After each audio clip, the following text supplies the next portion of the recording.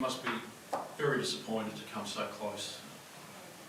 There's been a few games this season where you're playing away from home and just couldn't quite get over the line as well. Can you sum that up? Yeah, very, very disappointed. I think we all are. We've got all the ingredients there. We're not getting it done.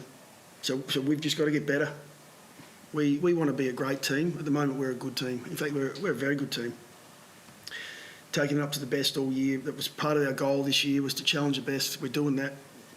But we want to be better than what we are at the moment. So there's a lot of disappointed people in our change rooms because it was an opportunity. And I know we'll talk about conversion and all the reasons why we didn't. We've got to work on all of those. But we've just got to be better overall. Key moments in the game, when we had our chances, we didn't take them. If we can just stay big picture for a moment, how close have you come to achieving your goals this year? You've fallen only just short of a possible finals berth. Was that were you hoping to get there this year? Did you think you could? Yeah, we still think we can. So we won't give up on that. Our goal, as I mentioned, was to challenge the best teams in the competition week in, week out. Be consistent in what it is we're doing. There's a challenge that we haven't been consistent enough. In the end, we haven't won enough games to necessarily be in the fight. We probably have to this point.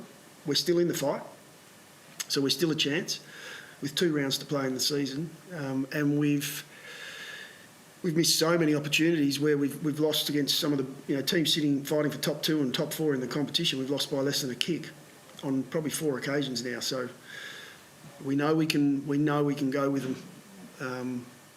We're batting quite deep at the moment into our list. We've had a lot of injuries the last month, but we've had guys come in and stand up, and that's been the most pleasing part. So have we hit our KPIs? Well, yeah, if it comes to challenging the best, yeah, we have. But we still want to be better, and so we'll just continue to try and work on that. When you're coming so close, it really is just moments, isn't it? Determines. So how do you change that so you're winning those? Yeah, you gain experience in those moments of probably what not to do in key moments, because often it's a moment where you just get a fundamental wrong. At the moment, our guys are all in. We're playing great footy at our best. We know how we play, we know what we look like at our best, we know what that style is. There's no grey around what it is we do. That's the most pleasing part, and you saw that for the majority of tonight. But through that third quarter, we just had a patch for 10 or 15 minutes where they dominated us, stoppage, and then took their opportunities. And that's what good sides do. They're a very good side. So in the end, it was just that little bit too far for us, and maybe we could have made that gap up in the last if we'd knocked a few goals through when we had our chances. Clearly you're not sort of after moral wins or positives out of the result or whatever, but not many teams that are 4 goals behind here fight back and challenge. Like the resilience there must be like comfort to you and a massive tick for what you've achieved this year. Yeah, it's something I'm extremely proud of, the way the boys play and how resilient they are. We never give up, and we haven't for 3 years now. We've continued to fight no matter where we sit on the scoreboard or where the game's at. That's not one of our issues, and I hope it never will be. We've trained for that. We've trained to play finals footy, and so we're never going to put the white flag up. We'll fight out every game. So we're extremely proud of that today. We just kept going, and we changed a few things as a group. They did it on the field. They're starting to lead now. They're starting to really drive that. Jordan's been exceptional in that space, and others have stepped up as well. So really pleased to see that we fought it out. But the hardest part is, some of it's just the execution when we need to execute. We'll learn from it, but we'll also go and do a lot of work on it. You made Josh Rochelle the sub today. What was the thinking there, and what was your message to him? It was a really positive message, actually.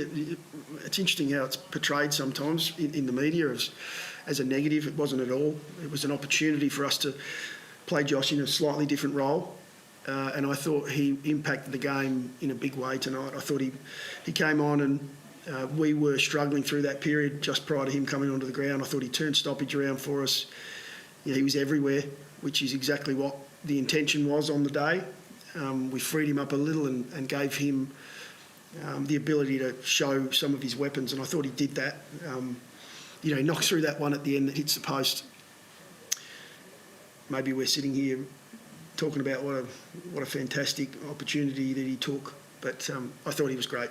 I thought he was great, and he's an important part of what we're doing. And just because we put a player in the sub role doesn't mean that there's any issues there. We just wanted to try and give him that opportunity to find that little bit more form. He hasn't been in his best form.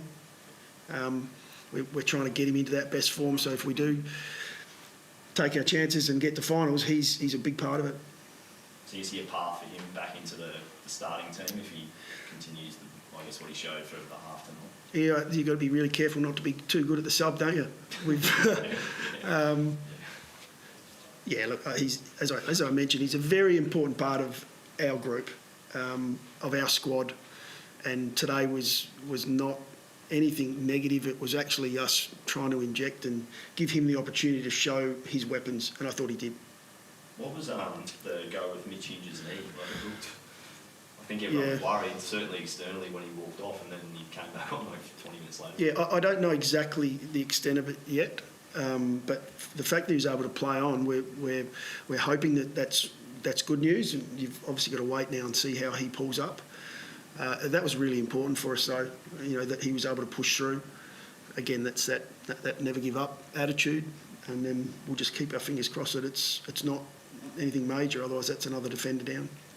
Is that you I spotted in the box with the Broncos last night?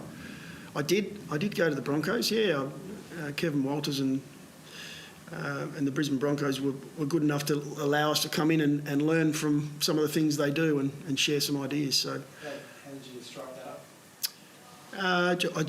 I guess the club spoke. We have a huge amount of respect for the Broncos, and we had an opportunity coming over. We thought pop over a little early and see how they go about it. There's not many better, you know, in the country as far as rugby league sides, and so whatever we can to continue to develop ourselves as coaches and as a footy club. And I thought we were instrumental in their 54-10 win last night. Well, yeah. What can you learn from a league team? Like, especially the South Australian side, it's not like the Suns or the Lions, sort of foreign territory. Where's the commonality? You learn from some of the best operators in the game. You know, Kevin Walters is a fantastic footy coach, and the way they operate, their high performance team, they were fantastic. They opened the doors up and they shared a lot of ideas and the way they go about it. And nobody knows everything, so we just want to continue to learn, and we'll do the same. We'll return the favour for them if they're ever in town. And they're a well-oiled outfit. I really enjoyed just being a small part of what they did last night. Thanks, guys. Appreciate it. Yeah, you picked a good week. Thank you. Yeah.